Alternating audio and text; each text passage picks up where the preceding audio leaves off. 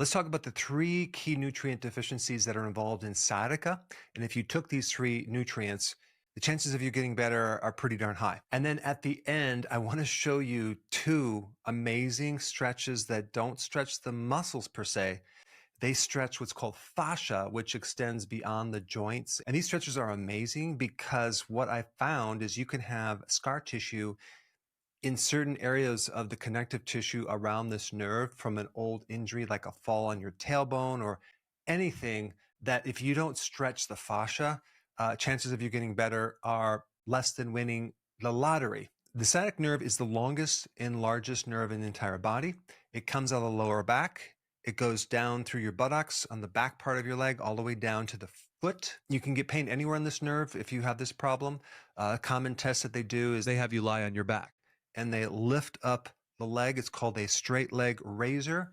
And of course, it's putting traction on this nerve that's coming out of your lower back. This means that there's some type of pinching going on somewhere in that nerve. Now, what I don't like about the advice that medical doctors give you about sciatica is I don't like to hear, you're going to be on medication the rest of your life. But if anyone tells you that, they're not telling the truth, because there is so much bias in this area, unpublished studies that show bad results with sciatica. And of course, Big Pharma will only selectively show you the benefits of drugs. But here's the data with surgery. After 1 year, there really is no benefit of that surgery compared to other treatments. So if someone tells you that surgery is the best option, I would take a step back, look at the actual research, and you're going to find out it's not always the best option. I mean, if you absolutely need surgery, yes, but there are complications for surgery. One is called failed back surgery syndrome, where the surgery doesn't work, but now you have pain. It's an invasive procedure. I would only recommend it as the last resort. Today, we're going to share some fascinating information relating to the disc.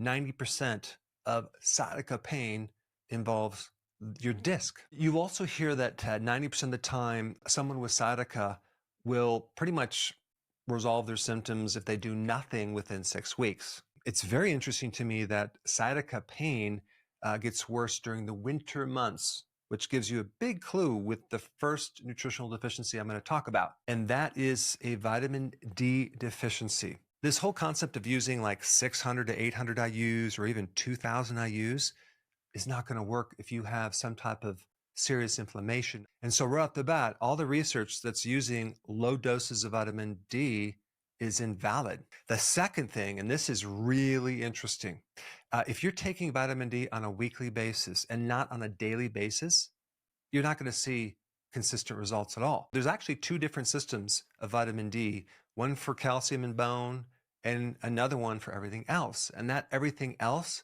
dosage needs to be higher, and it needs to be taken daily. So the first thing you need to know about vitamin D is that the disc has a lot of vitamin D receptors, because if they have metabolic syndrome, if they're a pre-diabetic, unless they're taking large amounts of vitamin D3, it's not going to really penetrate and go into the disc. Just think about, what is the number 1 symptom of a vitamin D deficiency? Lower back pain. Why do you think that is? That's because the discs need vitamin D desperately. And when you don't have vitamin D, everything kind of falls apart. Vitamin D is the most potent anti-inflammatory that exists. It's similar to prednisone, which acts as an anti-inflammatory. But vitamin D does a similar thing, but without the side effects. Vitamin D also has a function of repair. The nerves, as well as the disc, as well as the connective tissue, as well as the muscles. So we got the vertebra here, have the disc in between, the nerve, another vertebra right here. If there's any problem in this canal, but vitamin D is essential to support that disc.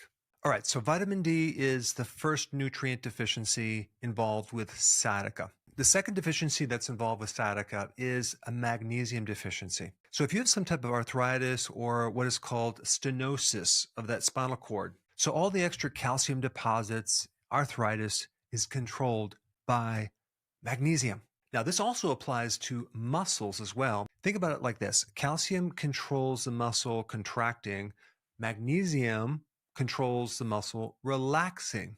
So having enough magnesium is going to be really important in keeping all the muscles in a relaxed state. Another fascinating thing about magnesium is necessary for vitamin D to work. So vitamin D and magnesium are like two peas in a pod. The other interesting thing about calcification or calcium in the soft tissues involves another vitamin called vitamin K2. Vitamin K2 is all about keeping calcium out of the arteries. Well, guess what? Magnesium is necessary for vitamin K2 to work. All of the processes in the body that involve energy are dependent on magnesium. Magnesium also has anti-inflammatory properties, decreases adrenaline and cortisol, the two stress hormones. And one last thing about magnesium, magnesium allows you to go to sleep at night. I want to wrap up with the last deficiency, B12. And the term for it is called neuropathy. Because vitamin B12 is intimately involved with several aspects of the nervous system. You can have numbness, tingling, burning type pain. So B12 also is anti-inflammatory. And so those are the three nutrients. Now, the question is, how likely are you to have a deficiency of all three of these? It's very common. Let's first start with vitamin D. Most people don't get enough sun. And unless you're taking at least 10,000 IUs on a daily basis, you're probably going to be deficient. If I had sciatica, I would take probably 20 to 30,000 IUs of vitamin D3. But of course, make sure you take it with the next nutrient, which is magnesium. If you're going to take a magnesium supplement for sciatica, I would take probably 800 milligrams. Some of the best foods for magnesium would be sunflower seeds, pumpkin seeds, chocolate. Try to get the one without very much sugar. Almonds, spinach. Now, the problem with spinach, almonds, and chocolate is they're also high in oxalates. Oxalates tend to form as kidney stones, but they can also cause arthritic type symptoms. But if you have a little cheese with all three of those, you will have less oxalates. You can also get magnesium from leafy greens in general. There is also magnesium in bone broth if you don't consume any vegetables. Alcohol is one of the things that will deplete your magnesium. Eating refined sugars and starches can deplete your magnesium. Now, as far as B12 goes, that's really easy to get if you consume red meat. You can also get B12 from liver. You can also get B12 from any animal products, but not vegan foods like plants. You can't get B12 from that. So if you are a vegan, you would need to take B12. You need a certain form of B12. You need the more natural version called methylcobalamin. Now that you understand the three nutrients, now I want to roll right into these amazing stretches. Save this video and do these stretches until you commit them to memory. And then do these every day until your sciatica goes away. This first stretch is going to be involving you sitting on a stool or a chair. You're going to position yourself like my person who's demonstrating this. So you have your left leg out in front where your right leg is bent, and take your shoes off. And if you have your socks on, you could easily glide your foot going backwards. So you're going to mimic the stretch that you're seeing on this video right now, where you're creating this scissors-like action and you're stretching all the fascia on your right hip and abdomen area.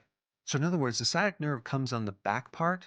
You're going to be stretching the front part, and this is going to give a lot of slack and relaxation in the back part of your leg, the buttocks, as well as in your lower back. Okay, we're going to do the other side. It's important to do both sides because we want to create symmetry. You're going to find one side is usually tighter, and you're going to probably work more on that side than the other side. So go ahead and switch sides and follow along.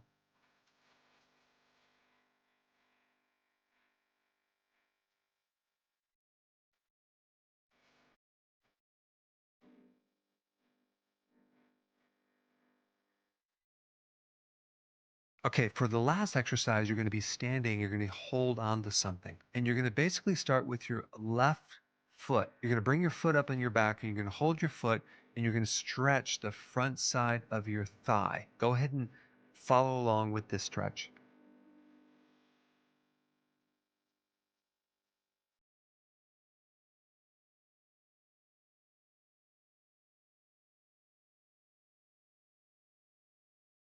Now let's do the opposite side.